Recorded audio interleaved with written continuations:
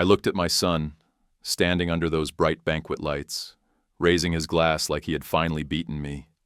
He told the room he now owned every piece of our empire. People cheered. My wife cried with joy. And I just stood there, calm, almost bored, because the truth was simple. Adrian thought this was victory. He thought taking everything would break me, but he had no idea what I'd set in motion, or how long I'd waited for this night. And that brings me to how it all began. I remember the moment right after that strange, heavy silence in the banquet hall. The applause faded. The lights felt too bright, and all I could hear was the faint hum of the ocean outside the glass walls. Adrian still stood at the podium, chest out, chin lifted, soaking in the last drops of his own triumph. He looked like he finally believed he had become the man he always pretended to be. And I let him believe it. I let the room believe it too. I didn't move, I didn't clap. I just let my breath settle. Slow, steady. I knew this was the moment he'd been chasing his whole life. The moment he thought proved he was stronger than me. Better than me. He kept talking, raising his glass again, calling himself the new head of the Thorne legacy. The crowd, our partners, old friends, wealthy neighbors, they all cheered again. They wanted a show, and Adrian loved giving them one. But then he looked at me. His smile tightened when he noticed I wasn't celebrating. He tried to brush it off, lifting his glass higher, but the crack was there. I saw it. I saw the flicker in his eyes, that old fear he carried since childhood. The fear that he couldn't read my face. The fear that something was off. I finally stepped closer, slow enough for him to feel every inch of the distance closing between us.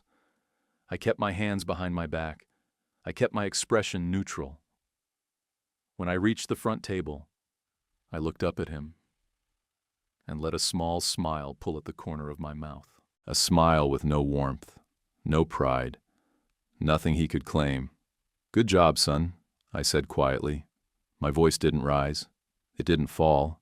It just sat there in the air, calm, steady, almost soft. And then I added, "But what you don't know is..." The room froze. I mean, completely. Forks hung in midair. Someone gasped. Someone else whispered my name. Even the music in the corner seemed to choke itself off. Adrian lowered his glass a little, the confidence draining from his posture. He squinted at me like he wasn't sure he'd heard correctly. My wife Eleanor reached out from behind me and touched my arm. Her voice was barely a whisper. "Edwin, please, not tonight." I didn't answer her. I couldn't. I had carried this weight for too long, and the night had finally arrived. The board members shifted in their seats. Some looked at Adrian. Some watched me. A few of them knew me well enough to sense that something irreversible had begun. I could feel their anxiety building, but I didn't say another word. I let the silence grow. Thick. Uncomfortable. Impossible to ignore. Inside, I felt something rise in me. Not anger, not satisfaction, just a strange mixture of exhaustion and clarity. I'd spent 3 years preparing for this night. 3 years letting Adrian push himself deeper into the life he believed he deserved. 3 years letting him think I had stepped aside, stepped down, grown old, grown weak. If he had looked closely at my smile, he would have known the truth. But Adrian had never been good at looking closely at anything. I kept my eyes on him, letting him feel the weight of my silence. His mouth opened like he wanted to speak, but no words came out. He wasn't used to being challenged in public. He wasn't used to not understanding the situation. And more than anything, he wasn't used to seeing me smile at him like that. The guests began murmuring. A few cameras lifted. Someone asked if everything was all right. Adrian tried to laugh, but the sound cracked halfway through. He looked at me again, searching, almost pleading. I didn't give him anything. Instead, I shifted my stance and looked straight at the crowd. I let my voice drop into that low, even tone I'd used in every boardroom for 40 years. "They think they've won," I said. "But I set all of this in motion 3 years ago." A ripple moved through the room. Heads turned. People whispered. Adrian's face drained of color. Eleanor covered her mouth. No one knew what I meant. No one except me, and one other person who wasn't even in that hall. I felt the weight of the next part settling onto my shoulders. The truth. The years that led to this moment. The lies I had to tell. The role I had to play. The daughter I had to cast out. The son I had to let drown in his own ambition. But I also felt something else. A strange, tired peace. Because the moment had finally arrived. And to understand why I stood there with that quiet smile, you'd have to go back with me. Back to the moment that broke this family long before tonight ever happened. And the moment I realized which child actually deserved the legacy I had spent my life building. When I walked out of that banquet hall for a moment, letting the cold air from the terrace hit my face, I felt the weight of the past pressing against me. The crowd behind the glass kept whispering, waiting, wondering what I meant. But I wasn't thinking about them.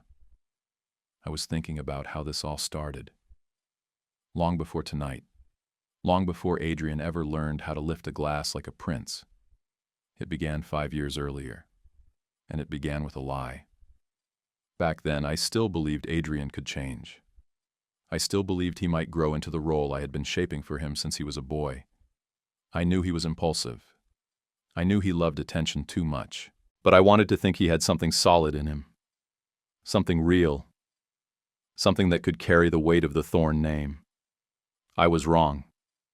The day everything cracked open, I was sitting in my office looking over quarterly losses. I remember staring at a number that didn't make sense. A loss so large it looked like a mistake. I called the CFO, a man who had been with our family nearly 3 decades, and he walked into my office shaking. He told me the truth in a quiet voice. A voice that barely held itself together. Adrian had pushed a massive investment without approval. He had ignored every warning from the risk team. $50 million. Gone. Not misplaced. Not delayed. Gone. Vanished into a reckless deal he didn't understand. I didn't yell. I didn't slam my hand on the desk. I had learned long ago that silence could cut deeper than anger. But Adrian didn't feel that silence. He walked in with the same swagger he always carried, blaming market swings, blaming advisors, blaming bad timing. And then when that didn't work, he blamed the CFO. I'll never forget that moment. The way he turned to the man who had protected this family for most of his life and said with a straight face, he signed off on it. He tried to cover it up. The lie slid out of him so easily. The board believed him. My wife believed him. People always believed Adrian when he felt cornered. He had that charm, that half smile, that smooth tone that made people think he was telling the truth even when he wasn't. I looked at the CFO. He didn't defend himself. He just lowered his eyes and accepted the blame. Later I learned he did it to protect me, to protect the company. He didn't want the world to know the heir of the Thorn Empire had made a mistake he couldn't explain. That night after he packed his things, he walked out of the building without a word. I watched from my office window, watched him disappear into the dark. That sight stayed with me. It settled into my bones. And something in me shifted. I realized then that Adrian wasn't just careless. He wasn't just arrogant. He was dangerous. A man who could burn an empire and smile at the ashes. I spent weeks thinking about what to do. Nights sitting in that Art Deco mansion listening to the waves crash outside while I tried to imagine a future with Adrian at the helm. Every image fell apart. Every scenario ended with the same result. Destruction. That was when I thought about Chloe. She had left Miami years before heading to New York, chasing her own career in finance. She never asked me for help. She never used our name to open doors. She worked quietly, steadily, far from the spotlight Adrian loved. I always respected her for that, even when it frustrated me that she wouldn't return home. One early morning when the house was still dark, I made a decision. I booked a flight to New York without telling anyone. I needed to see for myself who she had become. When I stepped into the conference room where she was presenting, I saw a version of her I had never really known. She stood at the head of a long table explaining a complex restructuring proposal to a room full of investors. Her tone was calm. Her ideas were sharp. She answered questions with precision, not ego. She wasn't trying to impress anyone. She was trying to solve a problem. And for the first time in my life, I realized she was the one. Not the loud heir, not the golden boy, the quiet one, the steady one, the one who built instead of destroyed. She saw me standing at the back of the room after the presentation. Her expression didn't soften. It didn't harden. It stayed exactly the same, polite, distant, waiting for whatever I needed to say.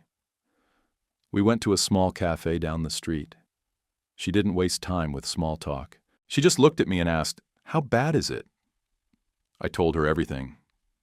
The losses, the lies, the way Adrian twisted the truth without hesitation, the way the board bent around him like he was gravity itself. She didn't look surprised. She just nodded.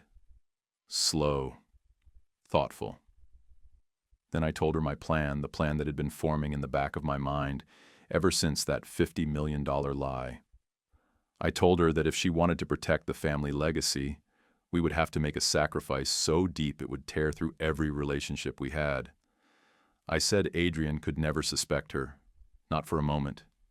He had to believe she was powerless, cast out, unwanted. I said the only way to save the company was for her to step into the shadows and let him think he was winning. She listened in silence. Her eyes didn't narrow. Her voice didn't shake. She wasn't dramatic. She just absorbed every word. Then she asked me one question: if I do this, will you stand by it when people hate you for it? Her voice cracked just a little. It was the only sign she was human in that moment. I felt something inside me break, because I knew what she was really asking. Will you stand by me? Will you protect me? Will you let everyone think you abandoned me? I nodded slowly. Yes, I said. If this is the only way, yes. She breathed out, long and steady. Then she agreed. The consequence came fast, faster than I expected. I held a press conference a week later. Cameras lined the room. Reporters waited for an announcement they thought would be about expansion or quarterly profits. Instead, I stood behind the podium and said in a flat voice that Chloe would never touch any Thorn assets from that day forward. I said I was transferring my entire 30% personal stake to Adrian. People gasped. Investors panicked. Eleanor cried openly, believing this was some grand gesture of paternal love for our son. Adrian looked at me with tears in his eyes. For the first time in years, he hugged me. Not out of love, but out of triumph. Chloe watched it all from the side of the room. Her face was blank, cold, perfectly still the way we had agreed. We walked out separate doors that day, and the moment I stepped into my car, I felt the weight of what I'd done. The lie, the sacrifice, the pain I had just planted in the heart of my own daughter. But I also felt resolve, because the plan had begun. The first move had been made, and from that moment forward, every step we took was going to bring us closer to the night in that banquet hall. And the truth Adrian never imagined was waiting for him. Walking back into the mansion after that press conference felt like stepping into a different version of my own life. Nothing looked different, but everything had shifted. The family photos on the walls felt colder. The lights felt harsher. And every time I caught my reflection in the glass, I saw the same thing: a father who had just cut his own daughter out of the world she deserved to inherit. But that was the point. Adrian believed every part of it. And now the next stage of the plan had to begin. For the next few weeks, I kept my distance from Chloe. Not a text, not a call, not even a message passed through Wendell. If Adrian sensed even a whisper of connection between us, the entire plan would crumble. So I went on with the show. I appeared at board meetings beside my son. I let him parade around with his new ownership stake like a medal. I let Eleanor beam at him, as if he had climbed a mountain on his own. Inside it, all made me sick. But I stayed silent. Then one night, after everyone in the house had gone to sleep, I went to my study and called Wendell. He answered on the first ring like he'd been waiting by the phone for days. "It's time," I said. No emotion, no hesitation. We met the next morning in a private office we owned downtown, a place only a handful of people even knew existed. When I walked in, Chloe was already seated at the table, her hands folded, her expression calm. She didn't smile when she saw me. I didn't expect her to. We were past soft gestures now. Everything between us had become strategy and controlled sacrifice. Wendell locked the door behind us and placed a thick folder on the table. The title across the front read, "Reverse Escrow Financial Oversight Agreement."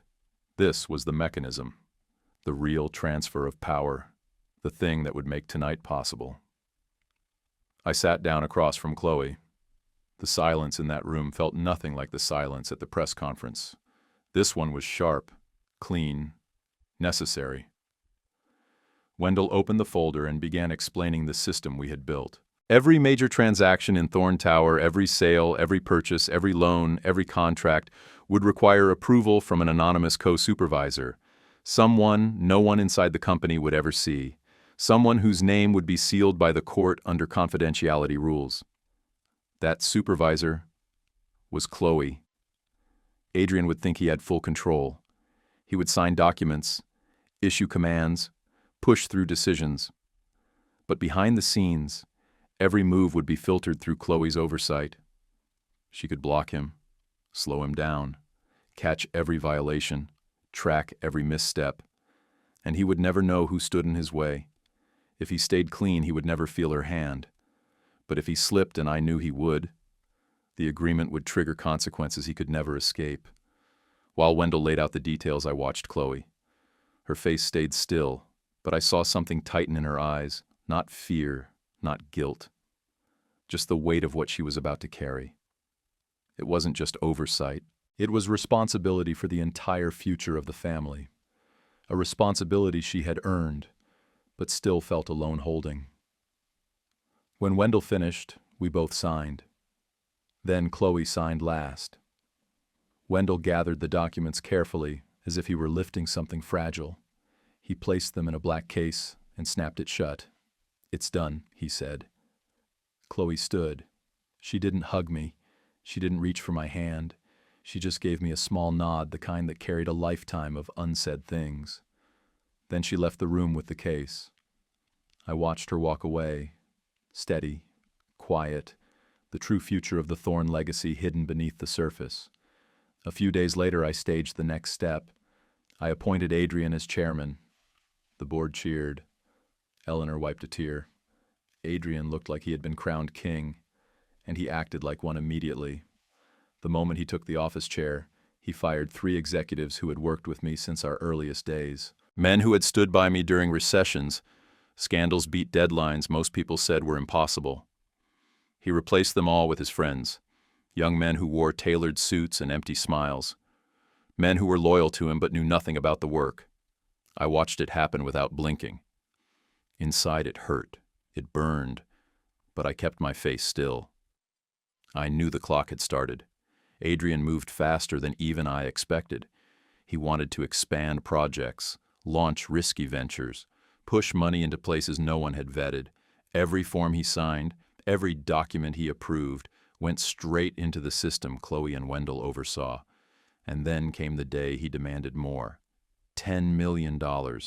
Not for business, not for the company, just for himself. He said it casually over lunch like he was asking for a glass of water. Eleanor nodded beside him, convinced he deserved everything we had.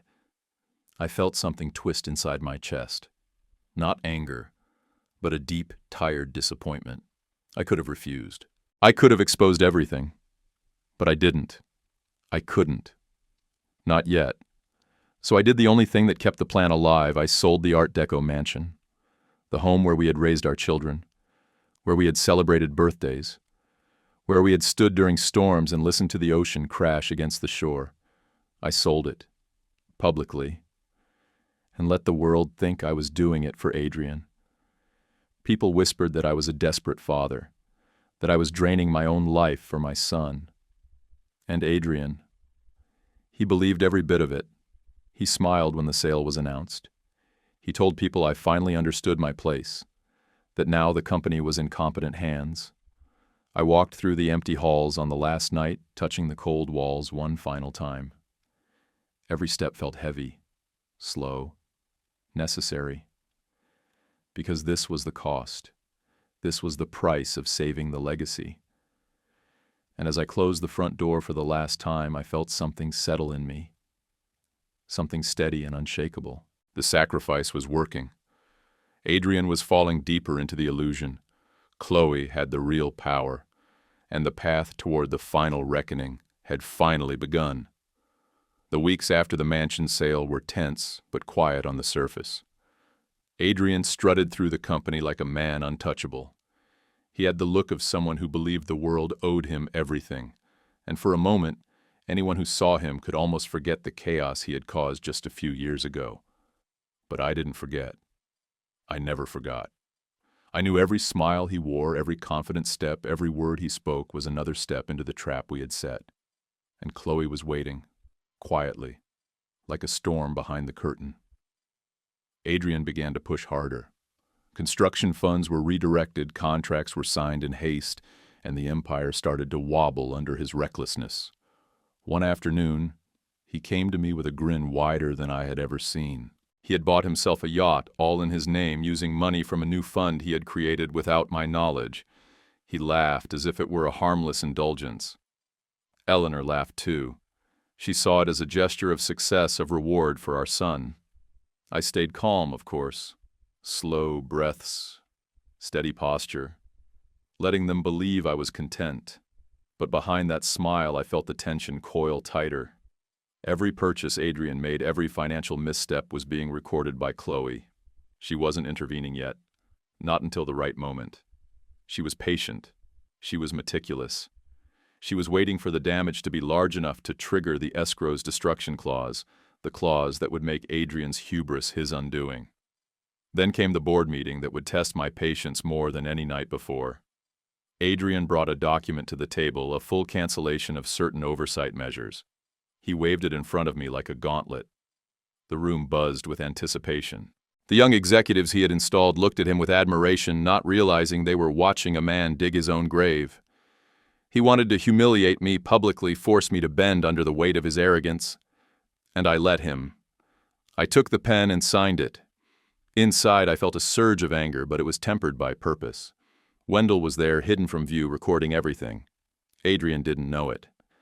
He didn't suspect that his coercion was creating evidence that would ultimately destroy him. I signed with a steady hand, my eyes calm. And as soon as the pen left my fingers, the consequence of that act had already begun. Adrian thought he had won. He had no idea the real game had already been set in motion.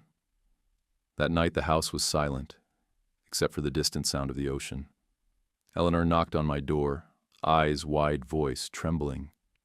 "Edwin, please, can we stop this? Don't do it." She was pleading, thinking I had gone too far, thinking I had lost my mind. I didn't answer her. I just looked at her and said softly, "I'm protecting what I built." Her face fell. She didn't understand, couldn't understand. And that was necessary. Every misunderstanding, every tear she shed made the act more convincing to Adrian. It was cruel. Yes, but sometimes cruelty was a tool, a shield, a necessary part of survival. The next day, Adrian flaunted his victory at a private celebration. He laughed as people toasted him. He told stories of how he had outmaneuvered everyone. Investors smiled politely. Employees whispered behind him, and I watched from the back, letting him think the empire was fully his. Every decision he made that day, every overreach, every misuse of funds, went straight into the oversight system Chloe controlled. Every misstep was being logged. Every reckless act was being preserved for the moment it would matter most. I remember watching him that afternoon leaning against the balcony railing, surveying the construction site for the new Thorn Tower wing. He had no idea that every beam, every dollar spent, every contract signed was being reviewed in real time by my daughter, the one he thought powerless. And the irony of it was, the higher he climbed, the closer he walked toward his own fall. Adrian started to push boundaries even further. He demanded extravagant bonuses. He threatened minor partners. He tried to cut corners. Every attempt strengthened Chloe's case in secret. Each move was a step toward the collapse we had been planning for years. And then came the night before the banquet, the night that would set the stage for the final reckoning. I stayed in my study, sitting in the same chair I had sat in for decades. The house was dark. The ocean outside roared louder than usual. I thought about Chloe, about Adrian, about Eleanor, about every decision that had brought us to this point. It felt like carrying the weight of 70 years of Thorn legacy on my shoulders, but I knew it was worth it. Eleanor knocked again softly this time. "Edwin, please. Promise me you won't go too far." She didn't understand the full picture. She could only see the father, not the strategist.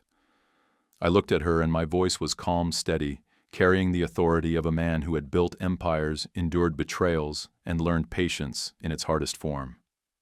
"I promise," I said. "I'm protecting what matters most." She left the soft click of the door echoing in the silence. I sat there for hours thinking through every detail, every consequence, every tiny misstep that could ruin the plan. I thought about Adrian, the son, who believed he had inherited everything. I thought about Chloe, the daughter who held the real power without anyone knowing. And I thought about myself, a man who had to play the villain publicly to serve justice privately. By the time the first light of dawn hit the mansion, I felt the calm before the storm settled into me. Adrian was confident. He was reckless. He was ready. And he didn't know it yet.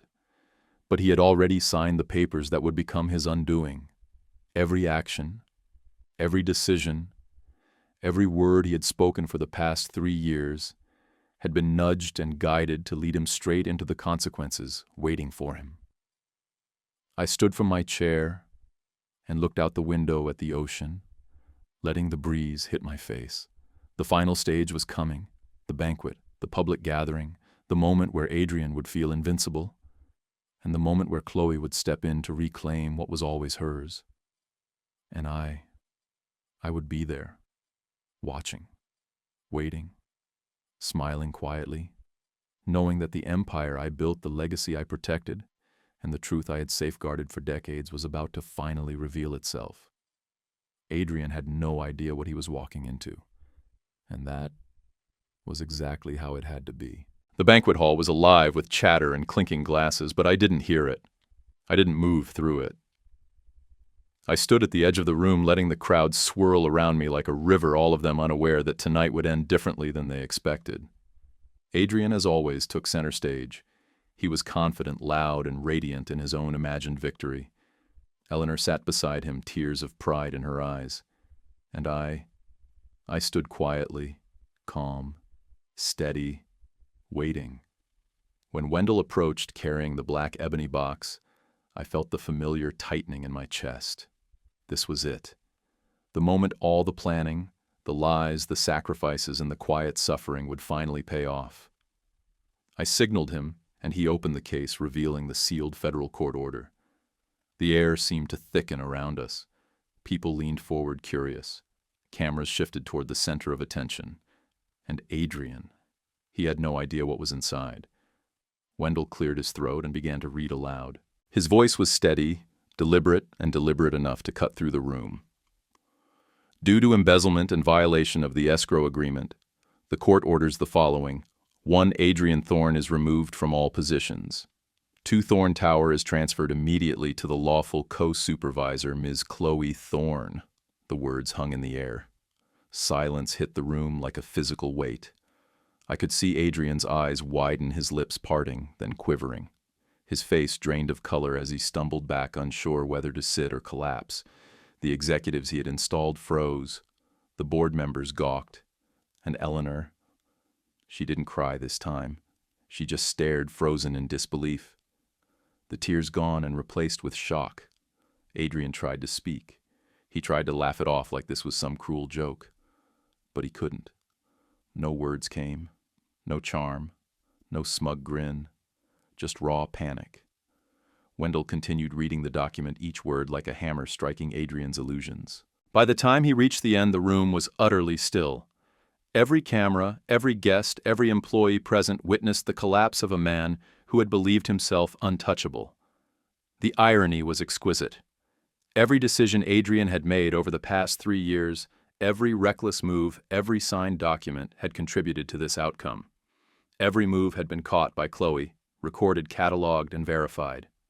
Every misstep had been used to build the case that destroyed him publicly. Every signature he had thought gave him power had actually signed his own financial death warrant. He slumped into a chair. The embarrassment, the fear, the humiliation, it was all there. And I didn't move. I didn't gloat. I let the moment unfold.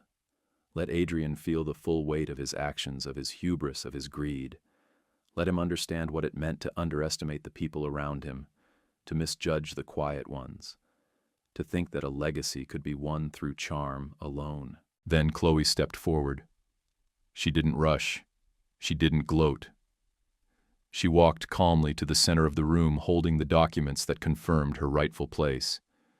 Her expression was steady, composed, unshakable. The room shifted immediately. People turned to her. Cameras followed.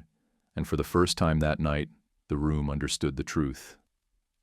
Chloe looked at Adrian without anger, without malice. Just a quiet, undeniable authority. Everything you took, she said softly, was never yours to begin with. Her voice didn't shake. It didn't rise. It just held weight, presence, and truth. Thorn Tower, the company, the projects, they belong to those who respect them. That includes the family, the employees, and the legacy itself. Not you. Adrian's lips trembled. He opened his mouth to protest, but Chloe held up her hand. Wendell stepped in and confirmed the details. Every asset, every responsibility, every legal mechanism had been reviewed, verified, and sealed. There was no escape, no loophole. No charm could undo this. The final blow didn't just affect him financially. It affected him personally. His credibility, his pride, his relationships all shattered.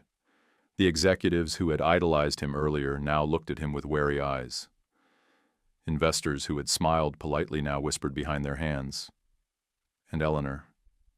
She finally looked at Chloe, seeing her not as a daughter cast out, but as the rightful heir who had quietly protected the family from ruin. I stayed back, letting Chloe take the lead. My role had been to prepare the stage to endure the public deception, to let Adrian believe he had power. Now it was her turn to step into the light. Watching her, I felt a strange mixture of relief and pride. Relief that the trap had worked. Pride that the daughter I had protected without anyone knowing had proven herself in the way that mattered most through action strategy and integrity. Adrian was required to repay $10 million. His personal assets were seized. The irony of him signing agreements that would lead to his own ruin was not lost on me. Every boast, every step of arrogance had been recorded and logged, now converted into proof. The man who had thought himself invincible was forced to face the truth in full view of everyone. Once the chaos settled, I left the banquet hall. I didn't wait for Chloe to speak to me. I didn't linger for the applause or whispers. I walked outside, letting the ocean breeze hit my face, listening to the waves crash against the shore. The night had been won, the legacy protected, and the deception revealed. Later, Chloe met me in New York. She had a file in her hand. She didn't smile broadly. She didn't celebrate. She simply showed me the plans for the next phase of Thorn Tower. Phase 2. Her calm authority had replaced the chaos Adrian had created, and I knew then that the empire was in capable hands. I sat back in my chair, letting the moment sink in. I thought about the past, the losses, the betrayals, the sacrifices, the lies. I thought about how carefully we had orchestrated everything, how much patience it had required, how much pain we had endured to reach this moment. And I realized something quietly powerful. When the inheritance was divided, my son took all the pride and all the lies. He believed he had won. He believed he was untouchable. And I smiled, because I knew the truth. I knew who truly held the Thorne legacy. I knew who had earned it. And for the first time in decades, I felt the weight of the family name settle into capable hands. Hands that would honor it, protect it, and grow it further than anyone had ever imagined. Adrian was defeated. The company was safe. Chloe was in charge. And I could finally breathe. The empire, the legacy, and the family's honor had survived. And sometimes that quiet satisfaction, the kind that comes from patient strategy and knowing when to wait, is the only reward a man like me ever needs. Thank you for watching and following my story. If you enjoyed it, don't forget to subscribe for more real-life drama and emotional storytelling. Share this video with friends who love intense, true-to-life family stories. Your support keeps these stories alive.